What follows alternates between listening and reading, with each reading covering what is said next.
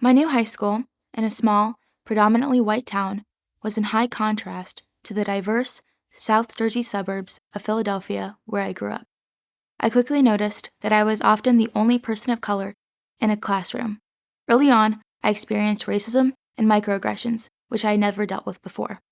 One impactful situation was when a fellow student, someone I had no prior exchange with, commented on my curly hair as smelly, since, they put fish oil in it.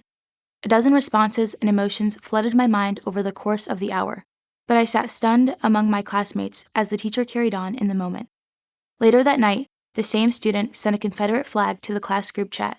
If this flag offends you, I don't care. Given our previous interaction and being the only black student in the class, I understood it was meant for me. Initially, I felt alone, anxious, and even angry, dark emotions for my affable nature.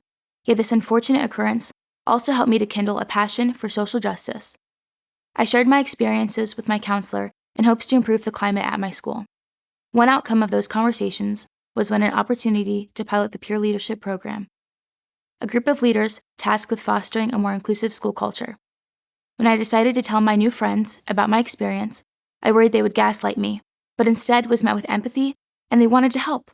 Ultimately, shedding light on my experiences and offering a different point of view helped me to gain a deeper connection with my school community, because on the other side of those challenges, I learned that I have allies and that I can use my voice to help others.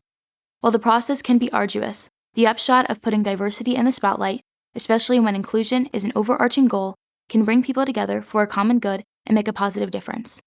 In my faith, believers are described as lights, not to be hidden, but to be shared for others to benefit. Light is synonymous with truth and hope, which in my view applies to my personal fight and goal toward a more inclusive and just world.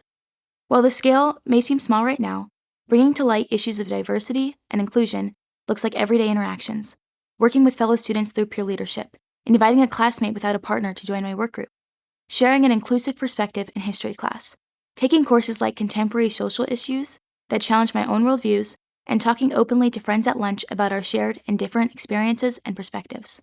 I will bring the success and lessons from these interactions with me beyond high school as I build my toolkit and explore these issues deeper to accomplish far-reaching change. I hope that my story will spark others to share their story and shine their light for good.